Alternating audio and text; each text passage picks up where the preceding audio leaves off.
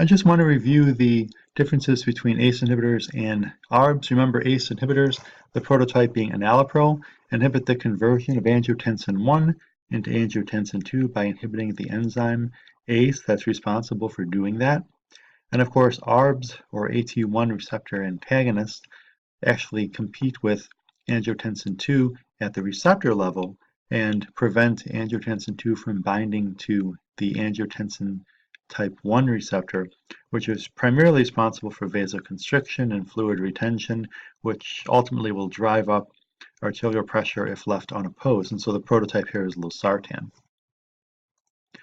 Just remember that ACE inhibitors, in terms of their clinical uses, can be used for hypertension, patients exhibiting left ventricular systolic dysfunction, patients post-myocardial infarct, patients who have an elevated risk of cardiovascular events, and of course, the topic of this talk, diabetic patients in the context of hypertension and/or renal failure.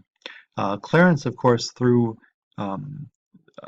of ACE inhibitors is achieved through the kidneys for the majority of these drugs, and so that's why patients that have reduced renal activity would need a dose reduction of these drugs. I just want to point out some of the side effects of ACE inhibitors, more or less as a review. These drugs can produce hypotension, of course. Cough and angioedema were discussed the last time we had talked about it. ACE inhibitors and ARBs can produce hyperkalemia, and they can exacerbate acute renal failure. And of course, there are some rare side effects, including alterations in taste, neutropenia, glycosuria, in the context without hyperglycemia, as well as hepatotoxicity. ARBs have similar clinical uses, but it's a little bit more refined.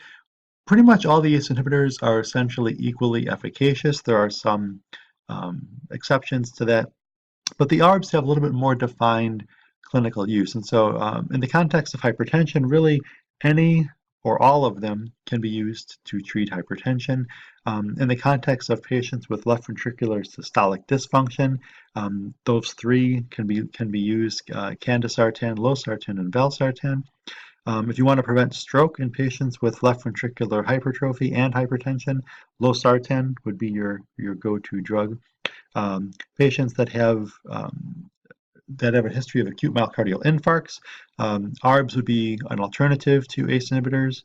And of course, diabetic patients with hypertension, the best ARBs would be irbesartan and losartan. And the side effect profile to ARBs is pretty similar to ACE inhibitors. The incidence of cough and angioedema is much less. And in fact, the incidence of all of these, outside of teratogenicity, of course, is much less. And so even though ACE inhibitors are kind of the frontline therapy in terms of historical context, ARBs are quickly making strides in terms of being the newer frontline therapy, just because they're a little bit more well tolerated, and you don't see as many side effects that you do with the ACE inhibitors. There are some rare side effects which are listed here. I'm not going to go into. I know pathophysiology was going to talk about, or pathology was going to talk about some of these other reactions and so forth that can occur. I did like this chart. I wanted to put it in here basically to remind you as we kind of go into more advanced practice topics. You've got compelling indications for different pharmacotherapeutic approaches. You can look at this really nice diagram and you can kind of see this kind of reiterates some of what I already said, kind of the frontline therapy for these different indications, as well as potential add-on pharmacotherapies or alternatives in case the frontline therapy either doesn't work or the patient's intolerant to it. And so here's your diabetic patient, and your standard pharmacotherapy should be either an ACE or an ARB. And if those are not working or the patient's intolerant, you can chase that with a calcium channel blocker or a thiazide diuretic.